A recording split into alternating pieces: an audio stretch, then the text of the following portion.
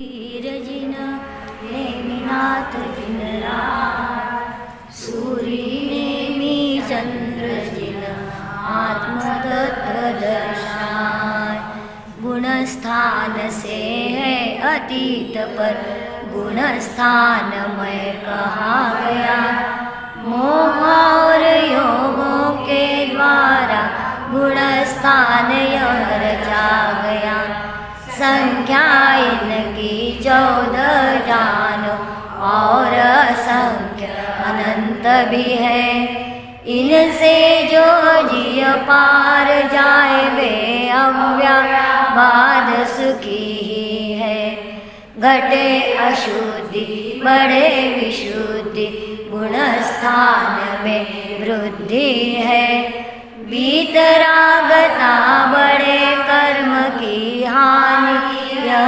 समृद्धि है गुणस्थान में नहीं हमें तो ज्ञान में इनके जाना है इनमें रहना क्षणिक किंतु स्वात्म में सदा ठिकाना है प्रथम 3 बहिरात्म के चौथे पंचम शावक के छठवें से 12वें तक मुनि भालिंगी आराधक के योग सहित केवल 13वें रहित योग 14वें जा गुणस्थान से पार सिद्ध है बनना हमको ऐसा मान जो जिय स्व का आश्रय लेता गुणस्थान चढ़ता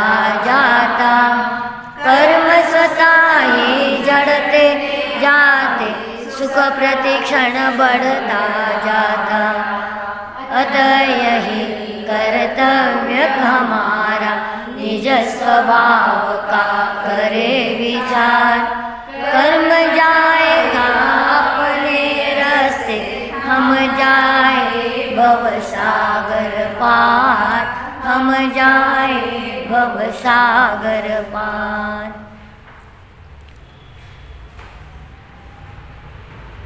सम्य मिथ्यात्व गुणासनाची चर्चा चालली ना सम्य मिथ्यात्व इकडून घेऊया आपण 54 पानावर घेऊया कारण हे दोघं नव्हते ना हे गमनागम विशेष 54 पान पहिल्या दुसऱ्या गुणस्थानाचं काय समजलं सांगा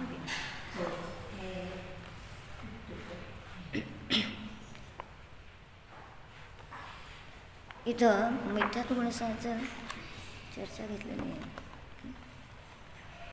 एकदम 6 गुणस्थानाचं त्यांनी सुरू केले हे बघ प्रामुख्याचे गुणस्थान एकदम 6 गुणस्थान घेतले तर मग 6 गुणस्थानामध्ये दुष्ट गुणस्थान मग त्याचं गमनागमन पाहिलं की तिथं तो सम्यक्नात पडलेला आणि मिथ्यात्वात पण गेला नाही आहे कशामुळं अनंतानुबंधीच्या कशाच्या एका उदयामुळं तो त्या दुसऱ्या गुणस्थानात अडकलेला आहे निमित्त असताना निमित्त असताना आणि त्याप्रमाणे पहिलं गुणस्थान आहे ना जे 5 भेद घेतले एकांत मिथ्यादर्शन विपरीत मिथ्यादर्शन विनय मिथ्यादर्शन संशय मिथ्यादर्शन अज्ञान मिथ्यादर्शन 538 मग त्याचे भेद 363 परोदोष निमित्तक मिथ्यात्वके क्रियावादी 84 अक्रियावादी 180 अज्ञानवादी तथा विनयवाद इस प्रकार कुल 363 भेद कहे गए हैं परोपदेश निमित्त मिथ्यात्व की विस्तार संख्यात असंख्यात अनंत भेद भी कहे गए हैं मिथ्यात्वाचे संख्यात असंख्यात आणि अनंत भेद पण सांगितले आहेत संख्यात जितने वचन विकल्प उतने ही संख्यात भेद मिथ्यात्व के कहे गए असंख्यात परिणामों की संख्या असंख्यात होने से मिथ्यात्व के असंख्यात भेद भी आहे आता परिणाम संख्या म्हणजे काय घेतलं पहिल्यांदा वचन अल्प आहेत ना मर्यादित आहेत हां म्हणून संख्यात म्हणतात हां जेवढे विवचन वाद आहेत तेवढे नयवाद आहेत तेवढे मतवाद आहेत आणि मिथ्यात्वाचे तेवढे भेद आणि असंख्यात परिणाम आता काय म्हणायचं जेवढे समय असंख्यात लोक प्रमाण विकल्प होताच की त्याप्रमाणे ते मिथ्यात्वाचे असंख्यात भेद घेतलं आणि नंतर अनंत घेतलं अनुभागाची रचना स्थिति अनंतामध्ये अनंत अनुभाग की दृष्टि देखे तो मिथ्यात्व के अनंत भेद हो जाते हैं इस प्रकार विविध अपेक्षाओं से मिथ्यात्व के अनेक भेद होते हैं. पान 39 पाठीमागची उजळणी जरा 19 पानावर राजवातिकमधले घेतलेले उल्लेख. इस प्रकार विविध अपेक्षाओं से मिथ्यात्व के अनेक भेद होते हैं. इस मिथ्यात्व की मान्यता से जो जीव होते हैं उन्हें मिथ्यादृष्टि कहा जाता है. उनके भी अनेक भेद हैं जो निम्न. मिथ्यादृष्टि भेद एक अनादि आणि एक साधी. प्रत्येक जीव तर अनादीच होता, मग ज्याने सम्यक तो राहतो गेला तो साधी, पुन्हा सम्यक तो सुटून पुन्हा मिथ्यात्वात जातो, त्याला काय म्हटलं साधी. हां सम्यक तो सुटलं पुन्हा मिथ्यात्वात गेला, पण पहिला सम्यक तो गेला म्हणून त्याला काय म्हटलं साधी, पुन्हा मिथ्याची सुरुवात झाली म्हणून स आधी असं. फॉरेन रिटर्न म्हणतो ना, फॉरेन रिटर्न म्हणतो ना, सम्यक रिटर्न साधी. साधी मिथ्यादृष्टी. हां नंतर मोक्षाला जाणार की नाही जाणार, तो मोक्षाला जाणार की नाही जाणार. किती जरी भाव गेले मध्ये, किती काळ गेला तरी तो मोक्षाला जाणार, साधी मिथ्यादृष्टी. पण अनादी मिथ्यादृष्टी आहे त्याचं जाईल पण नाही, पण नाही अनादी मिथ्यादृष्टी पुढेही सुटू शकते. मग ते आहे ना आसन भव्य, नंतर दुरांभूर भव्य आणि अभव्य 3 भेद. मग आसन भव्य तो जाऊ शकते मोक्षाला आणि दूरभव्य जाऊ शकतोय, पण दुरांदुर्भव्य जो आहे ना तो नाही, तो अभव्याप्रमाणेच आहे. हां कधी जाणार. भव्य तर ना लेबल लागले पण जाऊ शकत नाही. तो कुठे असतात ते दुरांदुर्भव्य किंवा अभव्य कुठं असतात? इथंच की आपल्यामध्येच की कुठं तरी असतात असं नाही, सगळीकडे कुठेही सगळीकडे सुद्धा असू शकतात. कोणाला काय त्याला नाही, इथं आपल्यातले असं पण म्हणजे चारी गतीमध्ये पासून पंचेंद्रियापर्यंत कोणी चारी गतीमधले जीव दुरांदुर्भव्य असू कोणी शकतात, पण असू शकतं, अभव्य असू शकतं. अभव्य जीव 11 अंगाचा पाठी होऊ शकतो. 11-9 पूर्व परत सांगितलं की मुनी दीक्षा किती वेळा घेऊ शकतो, त्याचं पण काय प्रमाण नाही. द्रव्यलिंगी मुनी कसा होतोय, त्याला सम्यक्ताची योग्यता पण असते. ते 4थ्यामध्ये आला म्हणून त्याला द्रव्यलिंगी म्हटलं. जर तो 7व्या असेल तर भावलिंगी द्रव्यलिंग मुनी. हां खाली जर उतरला तर ते द्रव्यलिंग म्हटलं, पण तो वर चढून अभव्य येतो, तो अभव्य नाही. पण जो अभव्य म्हणजे काय, मग त्याचं हे घेतले ना प्रथम परिषदेमध्ये ते काय तत्प्रतिप्रीतीचे न येण वापी श्रुता. मग आता तो द्रव्यलिंगी त्याची योग्यताच तशी की तो द्रव्यलिंगी नव्हे, चित्ताने ऐकतोय. अभव्य अभव्य जीव काय तत्प्रतिप्रीतीची जेन येन वार्तापी श्रुता निश्चितो स भवे भव्य भावी निर्माण भाजन. तो अभव्य नाही आहे, भव्य आहे. मग तो भव्य आहे. मग आता हे 11 पूर्व आपण गेलेला, मग तेच ना तिथं सांगितलं त्याच्यामध्ये त्या वर्णिजींनी एका खुलासा केलं की एकदा अभव्य कोणाला म्हणायचं. मग तो काही करत नाही का हे सगळं, स्वाध्याय करेल, सगळ्यामध्ये पुरुषार्थ करेल की दिसेल, पण त्याच्यामध्ये एक कर्तृत्वाची अटक असते. त्याच्या निमित्तात तो कर्ताबुद्धीमुळं सूक्ष्म कर्तृत्व अटक असते त्याच्यामध्ये, असा शब्द दिला ते. म्हणजे आपल्या स्थूल ज्ञानात येणार नाही ते, म्हणजे त्याचं त्याला सुद्धा माहित नाही की मी कर्तृत्व घेतोय, पण ते परिणाम त्याचे असे असतात की त्याला तो अभव्यातून बाहेर पडत नाही. म्हणजे तेच मिथ्यात्व त्याचं. तो तर अनादि मिथ्यादृष्टीचा आहे, अनंत काळापर्यंत मिथ्यादृष्टी, म्हणजे कर्ताबुद्धीचा ते एक कारण आहे. म्हणून कर्तृत्व आपण घेतोय तर विचार करा, आपण पुढे सरकू शकत नाही. म्हणजे जर कर्तृत्व घेतोय कुठल्याही गोष्टीचं तर सम्यक दृष्टी करतापणा घेत नाही. मिथ्यादृष्टी आहे तो मग कोणी असेल, भव्य असेल अभव्य असेल, कर्तृत्व असेल त्याच्या ठिकाणी तर वर सरकू शकत नाही.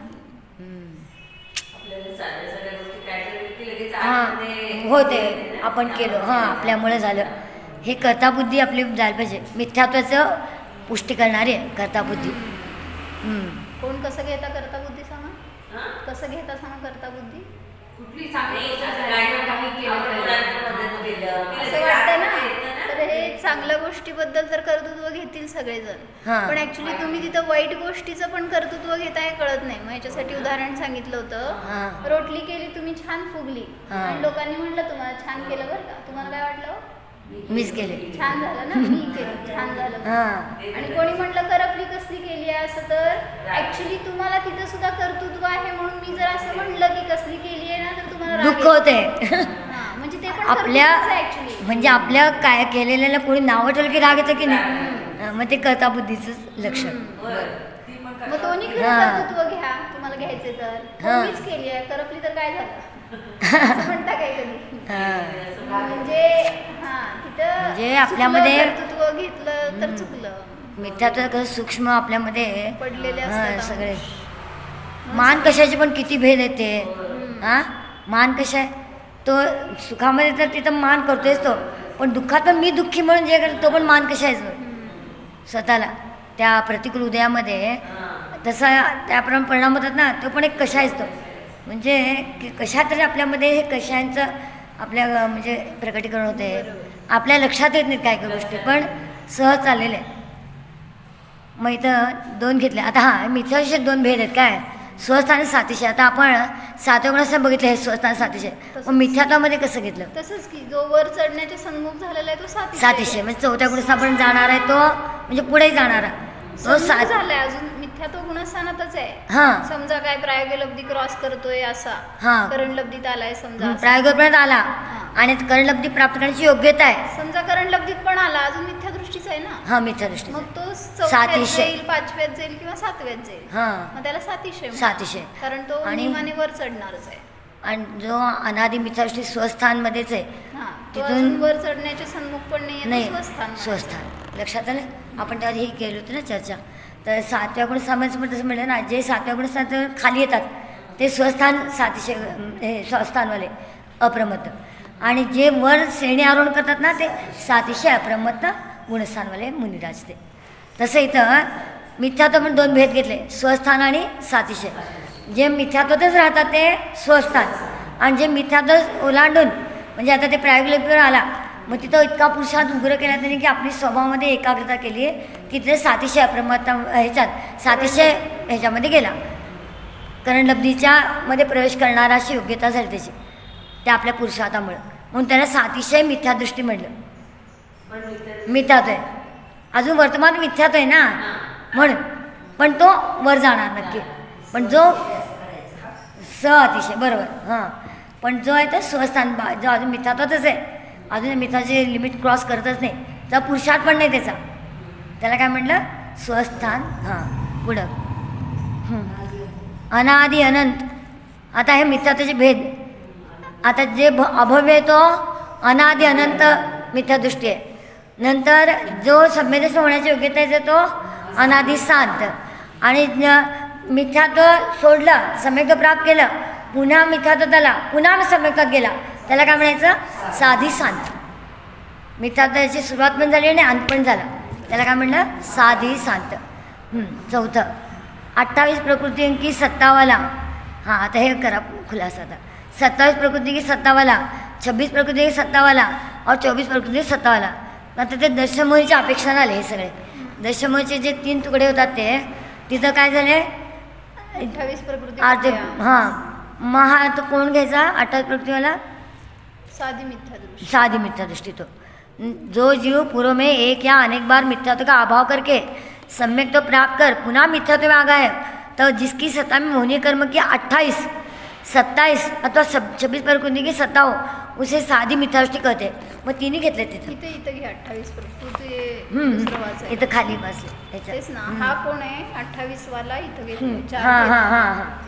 28 प्रकृति की सत्तावाला मिथ्यादृष्टि जीव दर्शन होने के व अनंतानुबंध चतुष्क को दबाकर प्रथमोपशम समय प्राप्त करता है. उस समय उसके दर्शन होने के 3 टुकड़े हो जाते हैं. कुठले मिथ्यात्व मिथ्यात्व समय प्रकृति हे 3 टुकड़े. वही जीव यदि अंतर्मूर्त पश्चात मिथ्यात्व के उदय से प्रथम गुणसा में आता है तब उसके दर्शन होने के 3 तर चारित्र होने की 25 इस कुल 28 प्रकृति की सत्ता रहती है. याची आपण चर्चा केलं होतं की नाही. एकदा मिथ्यात्वातनं बाहेर पडून पुन्हा मिथ्यात्व जाते ना त्याची 28 प्रकृतीची सत्ता आहे.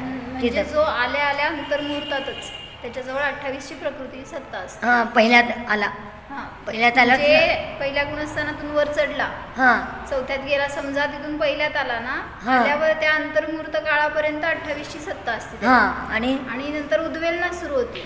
म्हणजे काय, सम्यक प्रकृतीचं द्रव्य सगळं सम्यक मिथ्यात्व रूप करतो. सम्यक मिथ्यात्वाचं पुन्हा मिथ्यात्व रूप करतो. मग ते उद्वेलना होत असताना अजून त्याची सुरुवात नाही झाली तोपर्यंत 28शी सत्ता. मग एकदा सम्यक प्रकृतीची उद्वेलना झाली तर 27 झाला. सम्यक प्रकृती नष्ट झाली. सम्यक मिथ्यात्व आहे आणि बाकीचे सगळे 3 मधले एक कमी झाले. मग एक मिथ्यात्व अखंड राहिलं. मग सम्यक प्रकृती गेली, सम्यक मिथ्यात्व आहे. सम्यक मिथ्यात्वाचं पण पूर्ण उद्वेलना झाली मिथ्यात्वामध्ये. मग राहिली 26 सत्तावाला. अशा आहे ना, 28, 27, 26 असं घेतलं. उद्वेलना शब्द आला की नाही, म्हणजे त्या प्रकृती ज्या आता 28ची सत्ता कशी झाली होती? कुठले 28 आहेत? 25 चारित्र मोहनेचे, 3 दर्शन मोहनेचे, 9 आणि 3, 16, 9 आणि 3. असं जिनवाणी आहे ना, डोक्यावर पदर घेऊन बसा. तर 26 काय म्हणले, 25 आणि हे 3 कुठले? दर्शन मोहनियाचे. मग म्हटलं तिथं ह्या 3 मध्ये जे सम्यक मिथ्यात्व आहे ते पहिल्यांदा उद्वेलित होतं. म्हणजे काय, त्याचं सगळं द्रव्य तो सम्यक प्रकृतीचं उद्वेलित होतं आणि सम्यक मिथ्यात्वामध्ये टाकतो. सम्यक मिथ्यात्वाचं मिथ्यात्वामध्ये टाकतो. मग ह्याला काही काळ आहे, अंतर्मुहूर्त समजा त्याला. मग पहिल्या अंतर्मुहूर्तामध्ये जेव्हा तो जस्ट पडला तिथं 28ची सत्ता आहे. अंतर्मुहूर्त गेला 27ची सत्ता झाली. कसं, हे सम्यक प्रकृती नष्ट झाली, सम्यक मिथ्यात्व रूप झालं ते सगळं द्रव्य. आणि मग त्याच्यानंतर अंतर्मुहूर्तानी सम्यक मिथ्यात्वाचं सुद्धा सगळं मिथ्यात्व रूप झालं ते द्रव्य. 24 प्रकृतीवाली सत्तावाली पण मिथ्यादृष्टी घेतलेले 24 काय. जिस जीव ने पूर्व क्रम से जब मिश्र प्रकृति की उद्वेलना होकर अनुभव वो मिथ्यात्व हो जाती है तब वह जीव 26 प्रकृति का सत्ता वाला होता है. आणि तो वरती 27 प्रकृति सत्ता वाला 28 प्रकृति की सत्ता वाली मिथ्या दृष्टि को जब मिथ्यात्व गुणस्थान में कुछ अधिक काल व्यतीत हो जाता है तब सम्यक प्रकृति की उद्वेलना होकर वह मिश्र यानी सम्यक मिथ्यात्व रूप हो जाते हैं. आता सांगितलं ना, इस समय जीव 27 प्रकृति वाला सत्ता वाला होता है. एक रूप कमी झाली ना सम्यक प्रकृती. आता सम्यक मिथ्यात्व आणि हे 25 म्हणजे 27 झाले. आणि 26 प्रकृतीला जेव्हा ते मिश्र प्रकृतीची पण उद्वेलना होऊन मिथ्यात्व रूप होते. क्रम घेतला, सम्यक प्रकृतीनंतर सम्यक मिथ्यात्व आणि मिथ्यात्व. मग त्याची अशी उद्वेलना होते. सम्यक प्रकृतीची सम्यक मिथ्यात्वामध्ये, सम्यक मिथ्यात्वाची मिथ्यात्वामध्ये ही उद्वेलना होऊन 26 प्रकृती राहिल्या.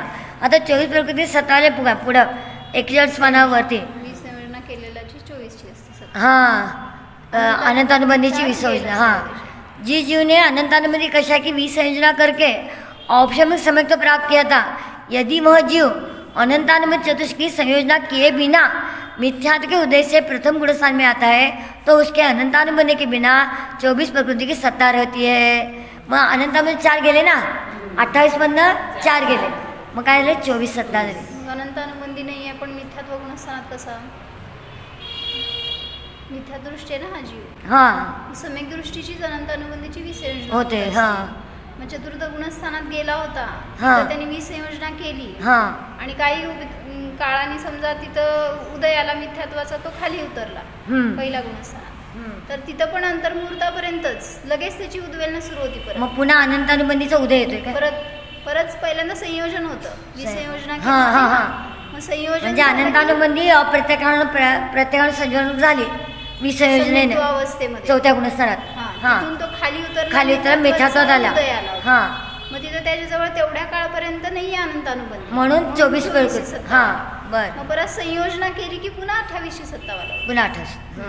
म्हणजे हे आपले परिणाम कसे म्हणजे त्याचं उत्थान पण होतं आणि अवहेलना पण होते त्याची. म्हणून सम्यक दर्शन झालं म्हणून निश्चिंत राहायला सतत आपला पुरुषार्थ चालू पाहिजे. एकदा सम्यक प्राप्त केलं आपण झालं, आता हे झालं, पास झालो आता आपण नाही, कारण पुन्हा परिणाम आपले कसे ढासळतात काय हे नाही. म्हणून त्या सम्यक्तासाठी आपण सतत प्रयत्नशील राहायला पाहिजे. फक्त सम्यक्तावर पण खुश व्हायचं नाही. 4थ्या गुणाचा गेलो, अनुभूती झाली, चला पुढे आता पुढची पायरी घ्यायला पाहिजे. देश सेम आला पाहिजे आपल्यामध्ये. प्रथमोक्षम सम्यक दृष्टीच क्षयक्षमी सम्यक होतो. दुसरी स्टेप. पण आता इथं ती योग्यता नाही. आता ह्या काळात क्षयक्षमी सम्यक होत शकते आपल्याला, होते, फक्त क्षायिक होत नाही. क्षायिक केवलींच्या पादमिलात होते क्षायिक. हां. आणि प्राप्त करायला कठीणाई म्हणता ते प्राप्त करणं सोपं म्हणा चालतंय, पण टिकवून ठेवणं अवघड अजून. हां, सम्यक क्षयक्षम सम्यक दृष्टी जीव पुन्हा ढासळायचं काही वेळ लागत नाही त्याला. हां, ढासळू शकतो परत. अंतर्मुहूर्त म्हणजे त्याचा काळ किती असं त्याच्यानुसार आता. आणि ते 66 सागर सांगितलं क्षयक्षमेचं ते काय मॅक्झिमम काळ तेवढा राहू शकतो. क्षयक्षम सम्यक तर राहू शकतं. क्षयक्षम समित्व सहित 66 सागर, परत एक काहीतरी समय का अंतर्मुहूर्त आहे, मिथ्यात्वात जातो, पुन्हा 66 सागर, असे 132 सागर पर्यंत तो क्षयक्षम सम्यक्त्वात राहील. नियमाने त्याच्यानंतर क्षयिक सम्यक दृष्टी होणारच. म्हणजे त्याचा काळ एवढा क्षयक्षमिकात ना क्षयिकमध्ये जातो. काय प्रथमोपशम तो क्षयक्षम सम्यक्त्व आणि क्षयक्षम सम्यक दृष्टीच क्षयिक होतो. दृष्टी होतो. प्रथमोपशमधनं क्षयिक दृष्टी होत नाही. का नाही होत? कारण ते उपशमच आहे ना. उपशमित केलेल्या प्रकृती येते. उदय आल्याशिवाय क्षय नाही करू शकत. हा, मग क्षयिक सम्यक दृष्टी व्हायसाठी त्या मिथ्यात्वानंद अनुबंधी या सगळ्यांची क्षय करावा लागणार आहे त्याला. हा, मग उदयाभावी क्षय के. उदय झाल्यानंतर क्षय होणार, उदयाच्या अभावात क्षय होत नसतो. मग ते क्षयक्षम तीच व्याख्या आहे ना. त्याच्यात त्याचा अर्थ काय आहे? सर्वघाती प्रकृती आहेत त्या देशघाती रूप होतात, एवढंच त्याचा अर्थ आहे. उदयाभावी म्हणजे त्या स्वरूपाने उदय नाही येणार, सर्वघाती रूपाने येणार नाही, देशघाती रूपाने उदय येणार. हा, मग त्यामुळे सर्व रूपाने घातत नाहीत त्या, पण देशघाती रूपाने त्यांचा आहे की सत्व. आणि सदवस्थावर उपशम जे पुढे येणार भविष्यकाळी येणारे उदयाला येतात ते आता येऊ शकतात. उदीर्ण होऊन त्यांची आता उदयाला येतील आणि पुन्हा अडथळा करतील तुम्हाला. म्हणून त्या स्वतःच्या विशुद्धीच्या निमित्तात ते जिथल्या तिथे थांबवले. जसं 10 समयानंतर येणारे कर्म होते ते आता येऊन उदयाला पुन्हा तुम्हाला बाधा करू शकतात. मग त्यांना त्या 10 समयापर्यंतच थांबवलं, त्याला म्हणायचं सदवस्था उपशम. मग तेवढा काळ गेला तर पुन्हा त्यांचा उदय सुरू होणार. म्हणून ती परत खड्डा भरला जातो म्हणतात ना. जे सम्यक दर्शनासाठी केलेला अंतरकरण, मग तेच अंतरकरण म्हणायचं का? जे तेवढा काळ क्षयक्षम सम्यक्त्वामध्ये अंतरकरण होतं काय?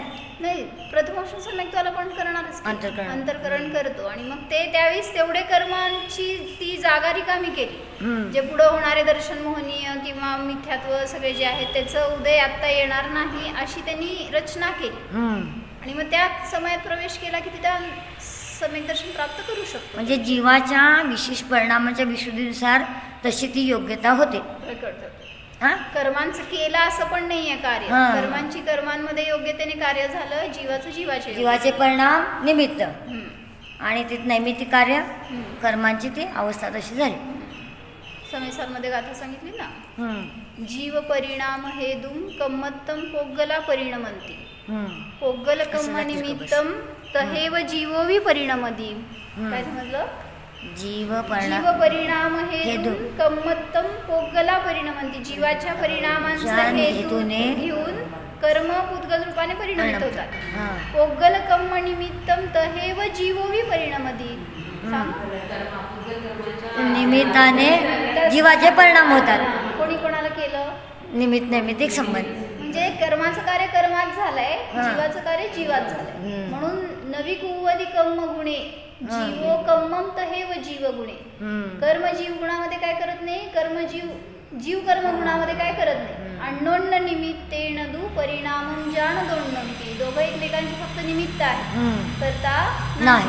मग जे काही हे सांगतायत ना, कर्णानुयोगात लई शिरायला गेला तर हेच सांगणार ते कर्म असं करतं तसं करतं. पण भाषा अशी असणार, जवळ ठेवा, अध्यात्म ठेवा. कर्माचं कार्य करतंय त्यावेळेस जीव परिणाम सुद्धा करतोय म्हणून तिथं बांधला जातो. म्हणून त्याला भोगावं लागतंय. जीवाचे परिणामच मूळ कारण आहेत खरं तर. त्या परिणामामुळेच ते कर्मांची निर्जरा पण होते किंवा कर्मांचा बंद पण होतो. एके ठिकाणी तर असं सांगितलं, ते कर्म किती निर्दोष आहेत बिचारे. पुद्गल किती निर्दोष आहे, त्याला तू कर्मरूप केलं हे जीवा. ते पुद्गल सच्च रूपाने होते. परमाणू कर्माण वर्गणा निष्कर्म रूपाने होते त्या, म्हणजे त्या काय कर्मरूप नव्हत्या. पण हा जीव जेव्हा रागादी परिणाम करतो, परामध्ये एकत्व बुद्धी, वर्णादी रागादीमध्ये एकत्व बुद्धी, हे सगळं जे करतो ना, त्यामुळे त्या पुद्गल प्रमाण सच्च असलेल्या त्यांना कर्मरूप व्हावं लागलं. काय म्हणजे पुद्गल विचार ते स्वच्छ शुद्धच आहेत, निर्दोष आहेत, पण आपल्या दोषामुळं त्यांच्यावरती कर्मरूपा होण्याची वेळच आहे. एवढं. आणि तुम्ही म्हणताय कर्म तुम्हाला बंधक करतायत, कर्म तुम्हाला त्रास देत आहेत, पण आपण त्या पुद्गलांना उलट बंधक केलंय असं झालं. अरे आम्हीच परिणाम करतो, त्या पुद्गलाला कर्म परिणवतो आणि पुन्हा करतो तो कोणाचं काय करू माझं कर्मच पण सारखं त्या कर्मावर आपण करणार आपण परिणाम आणि देणार कोणावर त्याचं त्या कर्मावर दोष देतो. कर्माचं होते प्रत्येकाला तेच म्हणजे गोदाजीने घटवलं की ते एक क्या करूँ मेरे ज्ञानावर कर्म उदय इसलिए मुझे नहीं मिला, ये दर्शना कर्म उदय इसलिए मैं नहीं जा सका, मेरा अंतराय कर्म उदय मैं ऐसा होगा. म्हणजे सारखं ही भाषा अशी बोलतो तो. हे बांधलं कोणी आपण स्वतः.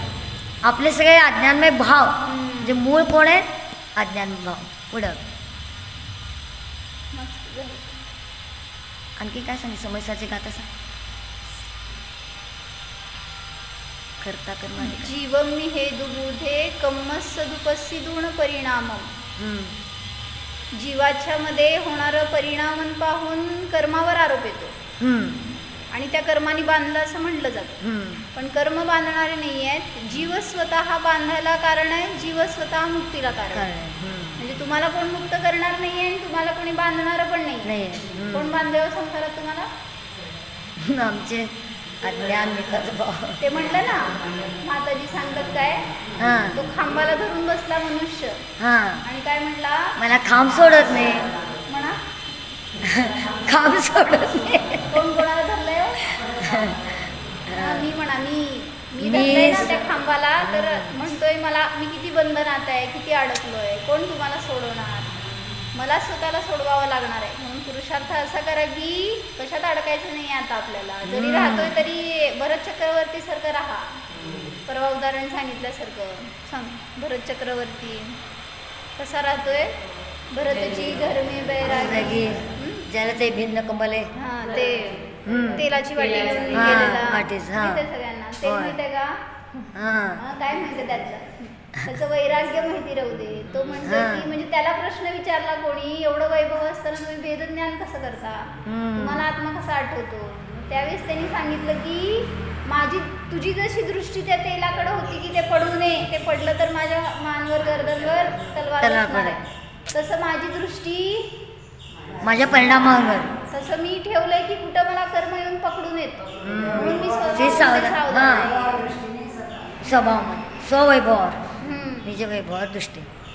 त्यामुळे कर्मांचं आपली दृष्टी त्याच्या वैभवावर एवढं चक्रवर्ती वैभव आमच्याकडे कुठं तेवढं आहे अजून. 18,000 मिळवणार विरक्त होणार असे पुरुषार्थी असतात लोक.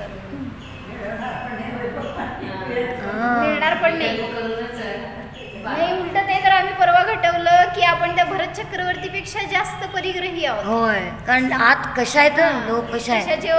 तो द्रव्य परिग्रही होता, तुम्ही भाव परिग्रही आहात. म्हणजे त्यापेक्षा सुद्धा अनंत पटीने आपल्याकडे जास्त परिग्रह. म्हणजे जितका परिग्रहाचा लोभ ना तेवढं ते आपण परिग्रहच आहे असू नसो जवळ. म्हणजे तो मूर्छा भाव आहे ना, परिणामात परिग्रह आहे. त्याचा त्याग होत नाही तोपर्यंत. म्हणून त्यांनी घेतलं ना कशामध्ये सागर धर्मामृत मध्ये घेतलं का अनगार धर्मामृत मध्ये की तू पुढं सरकायचंय तुला तर घराचा त्याग करू नकोस. घराचा त्याग केल्यावर काय मुनी होतं असं नाहीये. भाव घर सुटलं का तुझं, भाव घर जोपर्यंत सुटत नाही तोपर्यंत त्याग नाही झाला. माझं घर म्हणजे त्या वैभवाला ज्ञानात धरून ठेवलंय तोपर्यंत परिग्रहीच आहोत, तोपर्यंत मोही आहोत. म्हणजे समयाला आता तेच सांगा काय सांगा की शांतीसागर महाराजांच्या उपदेशामध्ये वाक्य आहे वस्त्र में अनुभूती नहीं होती. होती है क्या, तर वस्त्र में अनुभूती नाही होती म्हणजे वस्त्र काढायला पाहिजे तुम्ही मग अनुभूती करायला पाहिजे असं आहे का. नाही मग मनात ना जोपर्यंत वस्त्र ज्ञानात आहे ना तोपर्यंत अनुभूती होणारच नाही. म्हणून म्हटलं भाव वस्त्र घ्यायचं तिथं. ते शब्द सांगायचे त्यांना. लोकांनी हे वस्त्र काढलं आणि ते काढल्याशिवाय अनुभूती होत नाही असं अर्थ घेतला. म्हणून जोपर्यंत ते भाव घर आहे, भाव धन आहे ज्ञानामध्ये तोपर्यंत अनुभूती होणार नाही. भाव परिग्रह तोपर्यंत तो अनंतामध्ये कशा आहेस ना. म्हणजे त्याविषयी जी आसक्ती आहे ना, एका पदाची आसक्ती म्हणजे अनंत पदार्थाची आसक्ती असं म्हटलं जातं. ते सुमत प्रकाशजींनी पण घटवलं होतं ना असंच त्याच्यावर. हां मिथ्यात्व परिग्रह जे आहेत ना, अंतरंग परिग्रह आणि बहिरंग परिग्रह, हां. किती? अंतरंग 14 आणि बहिरंग 10 आहेत ना. तर त्यांनी प्रत्येक एक परिग्रहाचं एकेका परिग्रहावर लावलं. अंतरंग मिथ्यात्व एक परिग्रह घे, त्या 10 बहिरंग परिग्रहाबरोबर लावायचं मिथ्यात्व. तसंच काय म्हणायचं, मिथ्यात्व कशाविषयी? बहिरंग परिग्रह क्षेत्र. मग ते सगळे अंतरंग परिग्रह या बहिरंग परिग्रहाबरोबर लावा असं दाखवलं होतं. मग ते मिथ्यात्व आहे तोपर्यंत मिथ्यात्व अनंत क्षेत्राचा आपल्याला आश्रबंध असं नाही, तसं नव्हे. म्हणजे मिथ्यात्व आहे ते बाकीच्या संबंधी समजते. क्षेत्र माझं, त्याच्यानी मला सुख, वास्तू, धन, धान्य, हिरण्य, सुवर्ण, धनदार, ते सगळ्याबद्दल मिथ्यात्वाचं समजते. आता हास्य, रती, अरती हे पण लावा म्हणले. म्हणजे त्या क्षेत्राबद्दल हास्य, रती, अरती हे सगळे परिणाम कशाय नो कशाय सगळे जोडले त्या परिग्रहाविषयी, बहिरंग परिग्रहाविषयी मिथ्यात्वामुळं. म्हणजे आहेच ना, मिथ्यात्वेला पण आहे आणि सम्यक दृष्टीला पण आहेत नो कशाय. मग त्याच्याजवळ जेवढा परिग्रह आहे तेवढ्या अपेक्षेने सम्यक दृष्टी जीवाकडे किती परिग्रह. आता हे मिथ्यात्व तर सुटलंय, पण त्याच्याजवळ आनंदानुबंधी पण सुटलं म्हणायचं. अप्रत्याख्यानावरण जनित हास्यादी कशाय नो कशाय आहेत आणि बहिरंग परिग्रह पण म्हणजे 2 कशाय, 3 कशाय चोकड्या, 12 बहिरंग परिग्रह आणि 9 कशाय, 12 9 21. आणि बहिरंग परिग्रह आहे त्याच्याशी त्याचे भाव जे अटॅच आहेत त्याच्यानुसार त्याचा परिग्रह होतो. म्हणून तर मग अजून गृहस्थी आहे, काय म्हणायचं, असंयत सम्यक दृष्टी आहे, संयमी नाही झाला, श्रावक व्रत घेतली पण अजून त्याग नाही झाला बहिरंगामध्ये. असं परिणामांची जेवढी विशुद्धी होत जाणार तेवढं बहिरंगात सुटत जातं. आणि असे म्हणतो ना की आता मिथ्यात्वातनं सुटला आणि सम्यक तो प्राप्त केलं, 4 गुण झालं, तिथं स्थिर झाला. मग तिथून त्याने पुन्हा अप्रत्यान कशाचा अभाव करण्याचा पुरुषार्थ केला नाही तर पुन्हा तो पहिल्यातच येणार नियमानं. बरोबर. त्या सम्यक्तपूर्वक त्यांनी देश संयम धारण करायला पाहिजे. बरोबर. म्हणजे त्या सम्यक्ताची पुन्हा दृढता होते. आणि असं नाही चारित्र्यातून प्रगती झाली एवढं म्हणा. दृढता आहे की पहिल्या चतुर्थ गुणस्थानामध्ये क्षयिक सम्यक दृष्टी प्रगत होण्यासारखी दृढता आहे, पण चारित्र्यामध्ये विकास झाला एवढं म्हणलं जाईल. देश संयम जर अंगीकार केला तर दृढता येते. क्षयक्षम सम्यक दृष्टी चतुर्थ गुणस्थानात आहे तिथून. आणि मग त्या चारित्र्यामुळे तिथं असंख्यात गुणश्रेणी निर्जरा म्हटली जाते. आता सम्यक प्राप्त करताना पहिल्या भूमिकेमध्ये असं गुणश्रेणी निर्जरा झाली आहे. पण आता ती टिकण्यासाठी त्याला देश संयम धारण करावं लागते म्हणे. नंतर समयाला निर्विकल्प अनुभूती घेतो त्या समयाला असंख्यात गुणी निर्जरा आहेच आहे. चतुर्थ गुणस्थानामध्ये जेवढा काळ निर्विकल्प दशेचा आहे तेवढा काळ निर्जरा आहेच. फक्त ते स्थान तुम्ही मोजताना पहिलं स्थान जे दाखवलं ते सम्यक दृष्टीचं स्थान आहे, असंयन सम्यक दृष्टी, आणि नंतर देश संयम घेतला. मग असंयन सम्यक दृष्टीचं एवढ्या अपेक्षेने लावून घ्या, जेवढी निर्विकल्प दशा आहे तेवढी निर्जरा आहे. आणि पंचमूळस्थानापासून निरंतर निर्जरा आहे. मग तो जरी सविकल्प असेल किंवा निर्विकल्प असेल. आणि मुनींना तर आहेच आहे. म्हणजे एक देश संयम आपल्याला त्या कर्माच्या म्हणजे बंधापासून कसं वाचवतो. मग आता ती निर्जरा कुठली घ्यायची आपण? कुठली म्हणजे कुठल्या कर्म प्रकृतींची होते असं काय? कारण 7 प्रकृती तर बांधत असतो आपण सतत, 7 प्रकारचे कर्म. कुठलं द्रव्य आहे ना त्याच्याजवळ आता सगळं त्याचं निर्जरा करणार तो जीव. असंख्यात गुणी निर्जरा म्हणताना आता सत्तेमध्ये अजून आहे ना मिथ्यात्वाचं द्रव्य आहे, सम्यक मिथ्यात्व आहे, सम्यक प्रकृती आहे, सगळ्या मोहनीयाचं पण द्रव्य आहेच, बाकीच्या इतर कर्मांचं पण द्रव्य आहे. मग त्या मोहनीयाची पण गुणश्रेणी निर्जरा असते आणि अन्य कर्मांची पण गुणश्रेणी निर्जरा असते. आणि बंद पण होतो त्यावेळेला. कोणाचं दर्शन मोहनीयाचं होणार नाही. म्हणजे आता मिथ्यात्वाचा होणार, अनंतानुबंधीचा होणार नाही. मग काय ते परवा काय सांगितलं कोकिळांनी की ते हा सम्यदृष्टी जीवाला सुद्धा ते 7 प्रकृती बांधायचं. म्हणजे तो आता पण मंदिरात आहोत 7 प्रकृती बांधणार की, म्हणजे तिथं 5 प्रकृतीचं पण नाही बांधणार. चारित्र मोहनीयामध्ये अनंतानुबंधी फक्त चारित्र मोहनी बांधणार.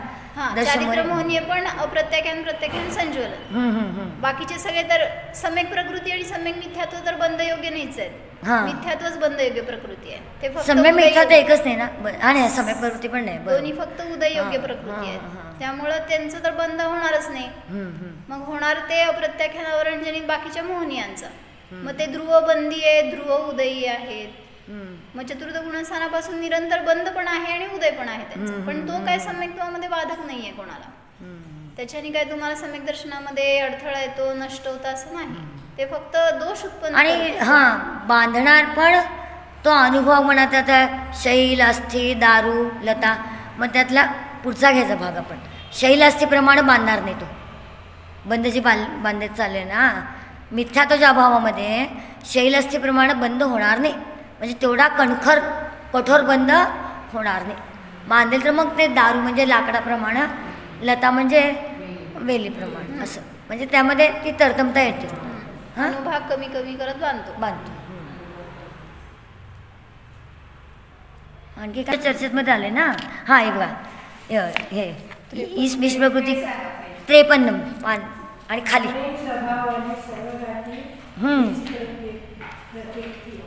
प्रकृतींचे भिन्न प्रकार. हे व्याख्याबिंदू आहेत ना. सम्य मिथ्यात्व कर्म, उदाहरण दही गुड़ का मिश्रण. दुसरं नंतर मिश्र परिणाम, मित्र अमित्र न्याय से सिद्धि. जैसे देवदत्त नामक किसी मनुष्य में यज्ञदत्त की अपेक्षा मित्रपना है और सोमदत्त की अपेक्षा अमित्रपना है. ऐसे दोनों धर्म एक ही काल में है. 3 व्यक्तींचं घेतलं. आता तिथं देवदत्ताला मुख्य केलं आणि त्याच्या मनात कोण सोमदत्ताविषयी काय बरं, तिथं यज्ञदत्ताविषयी मित्रपण आहे आणि सोमदत्ताविषयी काय बरं अमित्रपण म्हणजे शत्रुत्व. मग दोन्ही परिणाम त्याच्यामध्ये एका वेळेला आहेत ना.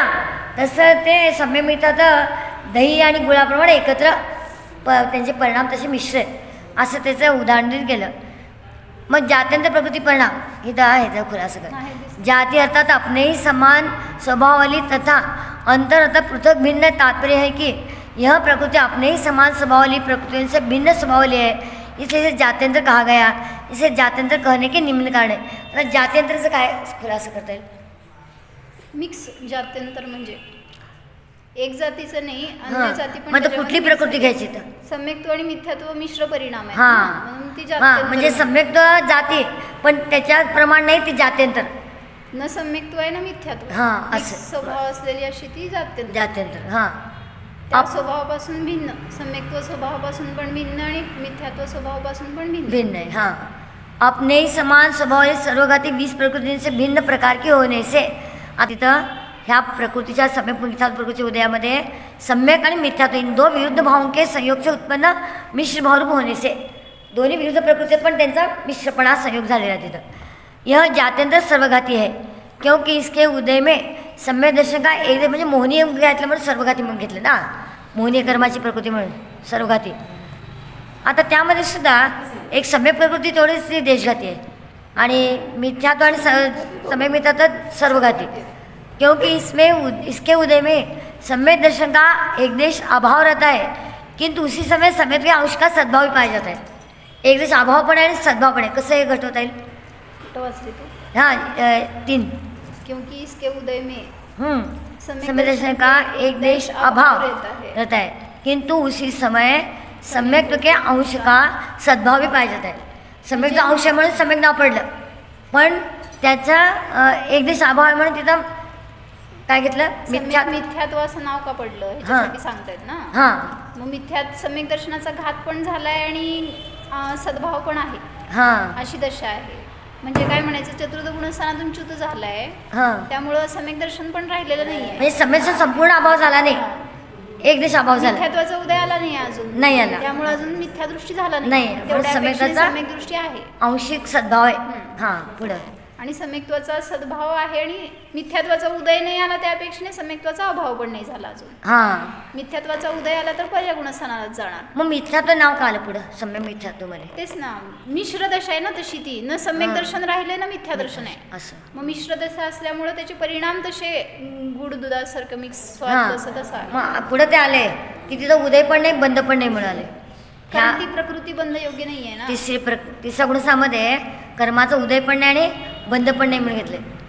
उदय बंद मिथ्यात्वामध्ये चाले. उदय असतो की मिश्र प्रकृतीचा उदय असतो. इस प्रकृती का न तो बंद होता है और न किसी भी नवीन बंद केले कारण है. उदय असतो, उदय योग्य प्रकृती उदय आहे बंद योग्य नाही आहे, नवीन बंद पण होत नाही. विशेष अन्य 20 स्वर्गातील प्रकृती के स्पर्धक शैल अस्थि व दारूप होते हैं, किंतु मिश्र प्रकृति में शैल व अस्थिरूप अनुभाग वाले स्पर्धक तो होते ही नाही, कारण तेवढीची पॉवर नाही आहे. तेवढं ते अस्थि शैल म्हणजे एवढं तीव्र रूपानं बांधण्यासारखे तेवढं नाही आहे, कारण एक देश अभाव आहे. म्हणून नाही, तिथं सम्यक प्रकृती सम्यक मिथ्यात्वाचाच तशी स्वभाव आहे. योग्यता, हे हां, सांगायला. हां. त्याचा स्वभाव कसा आहे तर ते बांधताना शैल अस्थिरूप बांधतच नाही. हां तर दारू आणि लता. लता आणि दारूचं पण म्हणलं तर अनंतवा भागच बांधले जातात. दारू म्हणजे तेवढ्या प्रमाणातच त्याची शक्ती असते. बाकीचं सगळं शक्ती मिथ्यात्वाची आहे. हां. मिथ्यात्व प्रकृतीची शक्ती शैल अस्थि आणि दारूचा अनंत बहुभाग एवढ्या प्रमाण त्याची शक्ती असते अनुभागाची. आणि सम्यक मिथ्यात्वाची शक्ती कमी. कशी? दारूचा अनंतवा भाग आणि शैल असते तर नाहीच. लता लता हा आणि सम्यक म्हणजे अगदी प्रकृती अल्प. तर लता रूपच आहे. अल्परूपानं हा म्हणजे त्याची शक्ती कमी एवढं सांगायचं. अनुभागाची तीव्र शक्ती असते ती मिथ्यात्वाचीच असते. सम्यक मिथ्यात्वाची शक्ती तेवढी तीव्र नसते. नसते. हां किंतु मिश्र प्रकृती में शैल व अस्थिरूप अनुभाग वाले स्पर्धक होतेही नाही, हे काळात त्यातलं. ह्या मिश्र प्रकृतीमध्ये तीव्र अनुभाग मांडणारे स्पर्धक नाहीत. स्पर्धक म्हणजे ते कर्मवर्गुणांचा समूह. हां बरोबर, ते स्पर्धक तेवढे तिथं नाही आहेत. स्पर्धक आहे त्याची शक्ती तशी नाही आहे. शैल अस्थिरूप अनुभाग वाले स्पर्धक होते नाही, तशा अनुभागवाले स्पर्धक नसतात. बल्कि दारू अर्थात देवदारू की लकड़ी के समान शक्ती वाले अनंत बहुभाग. आता सांगितलं ना, अनंत बहुभाग के अनंत विभाग सर्वघाती होते. दारू म्हणजे लाकूड असं ठिसूळ म्हणजे ओढू शकते ना, तसं अगदी अनंत बहुभाग त्याचं अनंतवा एवढी बहुभागाचा अनंतवा भाग. हां अनंत बहुभाग के अनंत विभाग म्हणजे किती हीन एकदम हे आहे शक्ती. लाकडाचं प्रमाण सर्वघाती होते, इसलिए यह अन्य सर्वघाती से भिन्न है. तो इसमें लतारू स्पर्धक न होने से यह देशघाती भी नहीं है. लता नाहीच आहे त्याच्यात. लता नाहीच आहे म्हणे. लता आहे ती सम्यक प्रकृतीच आहे. म्हणजे देशघातीचा अगदी अनंतवा असा भाग तिथं तो अनुभाग बांधला जातो. आणि लतारू स्पर्धक नाही आहे, पण ते लतारूसा तिथं बंद पडत नाही. यह देशघाती भी नहीं है, इसलिए इसे जात्यंतर कहा. सर्वघाती प्रकृती आणि देशघाती प्रकृती. आणि देशघाती प्रकृतींमध्ये दोन प्रकारचे स्पर्धक असतात. सर्वघाती स्पर्धक आणि देशघाती स्पर्धक. देशघाती प्रकृतींमध्ये दोन प्रकारचे स्पर्धक असतात. देशघाती आणि सर्वघाती. पुन्हा असं हां स्पर्धक वेगळे त्याचे आणि प्रकृती वेगळ्या. मग प्रकृतींमध्ये सर्वघाती प्रकृती आहेत ते निर्माणे सर्वघाती स्पर्धकच असतात. पण देशघाती प्रकृतीमध्ये अघाती नाही घातीच देशघाती प्रकृतींमध्ये दोन प्रकारचे स्पर्धक असतात. मग ते देशघाती ह्याच्यामध्ये असतात ना, 4 घाती कर्मामध्ये असतात. घाती कर्मामध्ये देशघाती आणि सर्वघाती दोन्ही त्यातच आहे. फक्त ते देशघाती प्रकृतींमध्ये दोन प्रकारचे स्पर्धक म्हणायचं त्याला. हां स्पर्धक. हां सर्वघातीमध्ये फक्त एक प्रकारचे स्पर्धक असतात सर्वघाती रूप. मग ते सर 4 तास काढलं ना म्हणजे समजेल तुम्हाला. बरं काढून ठेवू. कशी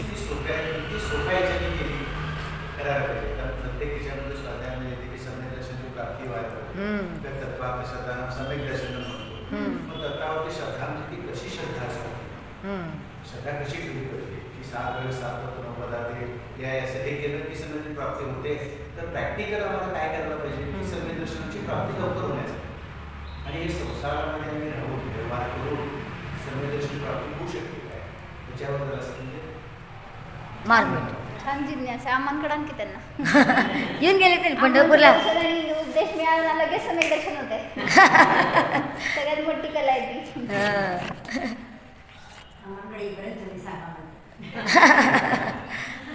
म्हणजे माताजी हेच सांगतात की तुम्ही जे काही स्वाध्याय करता त्यातून प्रयोजन हेच काढायचं की तुम्हाला त्यातनं काय उपयोगी आहे. 4 वेळी शिकला काय फायदा आहे त्याचा. मग त्यातून मी आहे हे जाणायला जात नाही. आपण शब्द शिकणारा शब्द शिकत राहतो, मग त्या शब्दातच अडकत राहतो.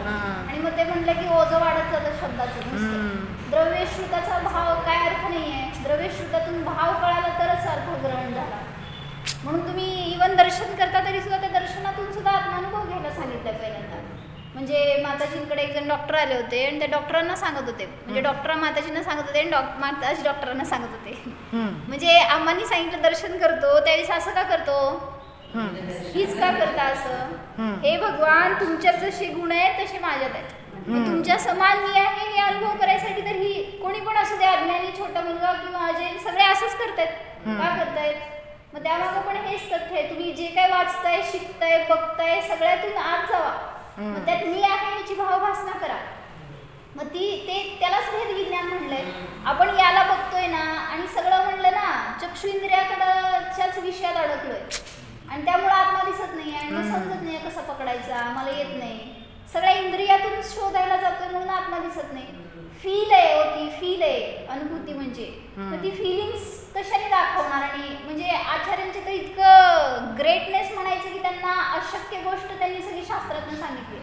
म्हणजे ऍक्च्युली सांगू शकत नाही. सांगा साखर कशी असती? अनुभव जस्ट त्याचं फीलच करू शकता. आईचा अनुभव कसा असतो? मग त्यांनी उदाहरण दिलं नाही की ती जेव्हा आई झाली स्त्री, त्यावेळेस जेव्हा तिच्या गर्भात बाळ आलं, तिला मातृत्व कोण भरलं? कोणीच नाही. सहज. कसं काय मातृत्व आलं? सहज. कधी माहिती होतं तिला? परिचय होता? कोणी सांगितल्यावर प्रगट झालं? सहज आहे ना ती दशा. तसं म्हणलं मातृत्व प्रगट करा आपल्यामध्ये, तर ती पण सहज दशा आहे. म्हणजे आज ध्यान करा. ध्यान करताना फक्त बघा, पाची इंद्रियाच्या अगम्य असा जो विषय आहे ना तो मी आहे. आणि मग जो मी म्हणून स्वतःला अनुभवू शकतो. फक्त मी पाहायला जातोय ना किंवा पकडायला जातोय कुठल्या तरी इंद्रियातून म्हणून मला मिळत नाही तो आजपर्यंत. पण तो मी म्हणजे आपण आपल्या नावातून शोधतोय, आपल्या शरीरातून, आपल्या संबंधातून शोधतोय, कुठल्या तरी परिणामातून शोधतोय, नाही मिळणार. मग ते म्हणलं ना, ध्यान शिबिरामध्ये अनेकांनी ध्यानाचा अनुभव सांगितला. मग ते म्हणाले खूप छान ध्यान झालं, चांगला अनुभव झाला, पण तसा मला आज येतच नाही आहे. असं का झालं? तर त्यावेळी सांगितलं, तुम्ही त्या ध्यानामध्ये जेव्हा आनंद आला ना, त्यावेळेस विषय धरला होता आपला ध्रुव आत्मा, म्हणून तुम्हाला तिला अनुभव आला, आनंद आला होता. आणि तसाच मला आज यायला पाहिजे म्हणत असताना तुम्ही तो विषय धरत नाहीये, ती पर्याय धरताय. मग पर्यायाने अनुभूती होणार नाही, आनंद येणार नाहीये. म्हणजे पर्यायाचं अनुकरण करतो. पर्याय हा ध्यानाचा विषय नसतो, नसायला पाहिजे, नसणारच. मग विषय हा ध्रुव आत्मा होता तिथं, पण त्यामुळे तिथं आनंद आला होता. मग आता तुम्ही ध्रुवाला तर आता सुद्धा तशीच पर्याय प्रगटणार. मग असं विचार करून बघा ना, आता आपलं नाव काय? मग संदीप मी नाही असं करा ध्यानास. म्हणजे आम्ही असंच परवा एक दिवस विषय घेतलं की मी जीव आहे असं आपण करायला सांगतो तर तुम्हाला मिळत नाही ना जीव. मी अजीव नाही असं ध्यान करा. म्हणजे तुम्ही आजकाल सगळं अजीवातच ठेवलंय ना, सगळा जीव आपला जे पण असेल तुमचा परिग्रह, कानातले काय बांगड्या, दागिने, वैभव, धन, सगळ्यामध्ये मी ठेवलाय तुम्ही. त्यामुळे मी मिळत नाही आहे तुम्हाला. मग त्या अजीवाला जीव करतोय, जीवाला अजीव करतोय म्हणून सांगितलं आज असं ध्यान करा. काय? मी अजीव नाही. बघा ना, सगळ्यांना जीव आपला बाहेर निघेल. मी जीव आहे, मी अजीव नाही. मग तुम्हाला जे काही मी वाटतंय ना किंवा त्याच्यातून मला सुख दुःख वाटतंय ना, त्यातून आपला जीव बाहेर येईल. आपण त्यात अडकवलंय, त्यामुळे आपल्याला आपण मिळत नाहीये. म्हणून असं जाणून बघा. आणि निगेटिव्ह आहे पण त्यातून थोडं पॉझिटिव्ह घ्या. अजीव नाही तर मी जीव आहे. प्रयोग करावा लागणार, त्याशिवाय येणार. कारण साक्षात तिथं केवली दाखवू शकले नाही तर कोण दाखवू शकणार आपल्याला? आता घेऊन दाखवलं. म्हणजे त्यांचा अनुभव ते करतायत आणि प्रयत्न करतायत सगळ्या रीतीने सांगण्याचा की असं आहे करा. पण तुम्ही जोपर्यंत खाणार नाही, तोपर्यंत येणार नाही, तोपर्यंत कसं जाणार पोटात? अनुभव येणार. तसा अनुभव आपल्याला स्वतःला घ्यावा लागणार. आणि जे काय आपल्याला ध्यानसूत्र माहिती आहेत ना, त्यातून प्रयोग करायचं. थोडंसं एका सूत्रावर ठेवा विषय आणि चालतंय. मी शुद्ध आहे ना, त्या एका शुद्ध विशेषणाला घेऊन ध्यान करा. त्यातून मिळणार आत्मा आपल्याला. पण आपण अनेक शब्दातून जातोय, अनेक मार्गाने जातोय स्वतःपर्यंत जाण्यासाठी, तर नाही मिळत. तिथं व्यग्रता वाढते. म्हणून करा शांततेने एकदा. भगवान बस, माझा विषय एक भगवान किंवा माझा आत्मा एवढं ठेवा तर ध्यान होतंय, सुलभ आहे. आणि पॉझिटिव्हली करा तर होणार की नाही किंवा शक्य आहे का, शंका नको. शंका केलात तर नाही सरकू शकणार पुढं. होणार या विश्वासाने पुढं सरका तर सोपं आहे, ध्यान करू शकतो. आता 49 गाथ्यामध्ये सगळं अजीवमुखच सांगितलं तसंच आहे ना. अरस, अरूप, अगंध, अवर्ण, अशब्द, अव्यक्त. म्हणजे मी अजीव नाही तर मी अरस आहे, रसरहित आहे. म्हणजे नकारात्मक. मग शेवटी कसं आहे, चेतना गुण. एकच पॉझिटिव्ह विशेषण, मी चेतना गुणमय आहे. मी रसवाला नाही, रूपवाला नाही, गंध. कारण त्यात अडकतो ना आपण. रस, रूप, गंध, वर्ण, शब्द हे बाहेरची व्यक्तता इंद्रियांची. मग त्यातनं आपण शोधन करू ना, मी चेतना गुणवाला आहे. मग त्या चैत्रगुणाच्या अनुभूतीमध्ये पण म्हणजे नकारात्मक आपलं काय सकारात्मकडे येतो शकतो. म्हणजे परिचिताकडून अपरिचिताकडे नेत आहेत, कारण तुम्हाला स्पर्श सुगंध वर्णाचाच परिचय जास्त आहे, सुद्धा परिचय नाही. मग म्हणून त्याच्याकडून जसं तुम्हाला तुमच्या घराचा पत्ता विचारला तुम्ही काय सांगणार हो, तुम्हाला काय माहिती आहे सांगा, तिथून रस्ता सांगतो. म्हणजे परिचित काय आहे ना, तिथून तुम्हाला अपरिचित स्थानापर्यंत नेणार आहेत. मग आपल्याला परिचय कशाचा आहे, इंद्रियांचा आहे, त्या इंद्रियांच्या विषयांचा आहे. मग हे स्पर्श सगंध वर्ण हे इंद्रिय विषय आहेत. मग त्यातून बाहेर काढून तुम्हाला दाखवत आहेत की चेतना गुणवाला तू आहे, स्पर्श सगंध वर्णवाला नाही. असा अनुभव करा. ध्यान नाही सांगा त्या नाही थोडंसं काय म्हणत सावधान. हे प्रतिक्रमण घेतो स्वरात. भो प्रभो मन वचन कायेने सौरभ समारंभ आरंभाधिका क्रोध मान माया इत्यादी विधिभावांच्याद्वारे माझ्याकडून या भवात पूर्वभवात खऱ्या देवशास्त्र यांचा अभिनय झाला. व्रतामध्ये अतिक्रम व्यतिक्रम अतिचार अनाचार दोष घडले. एकेंद्रियापासून पंचेंद्रियापर्यंत सर्व जीवांची हिंसा विराजना झाली. तसेच स्वाध्यायामध्ये आता जे काही दोष घडले, शरीराची चुकीची क्रिया घडली किंवा शुभाशुभ भाव झाले, मंदिरामध्ये विराधना झाली, त्या योग्य जे काही दोष घडले असतील त्या सगळ्या दोषांबद्दल मी मनपूर्वक पश्चाताप करून क्षमा मागतो. हे माझे सर्व दोष मिथ्या हो, मी माझ्यामध्ये राहू, याबद्दल प्रायश्चित्त मागत आहे. प्रायश्चित्त आज पाक्षिक पर्व, पाक्षिक पर्व आज घेतं ना 15 दिवसाचं. 15 दिवसामध्ये जे काही दोष घडले असतील त्या सगळ्या दोषांबद्दल सुद्धा मी पश्चाताप करून क्षमा मागतो. काय म्हणता का तुम्ही? 2 माळा नमोकार त्याचं प्रायश्चित्त म्हणून नमोकार म्हणताचे 2 माळा आज 9 जप.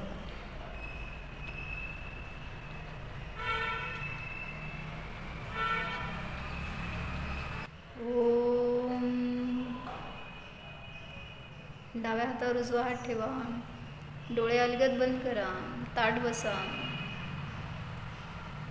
स्वतःला जाणण्याचा प्रयत्न करा. पहा, हा मी आत्मा इंद्रियांचा विषय नाहीच, अरूपी आहे, निराकार आहे, अनुभवगम्य आहे. जाणा,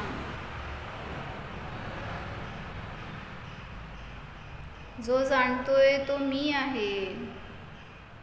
इंद्रिया जाणणारे नाहीतच. स्वतःच्या अतींद्रिय विषयाला जाणा.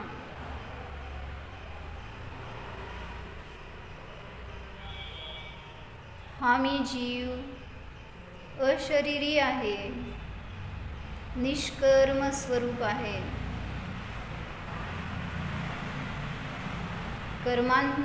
कर्मांच्या अवस्थांना हा मी मात्र जाणणाराच आहे.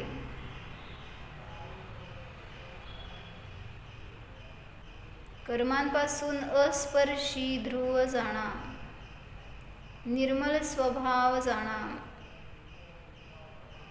पहा, या आत्म्यामध्ये कर्मांचा मल नाहीच. कर्मकृत दुःख नाहीच. मी तर अनादि अनंत ज्ञाताच आहे.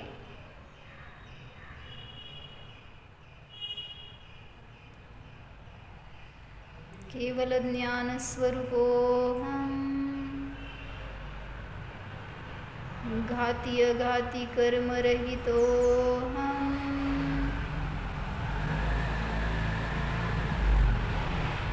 अरिहंत स्वरूपोऽहम्.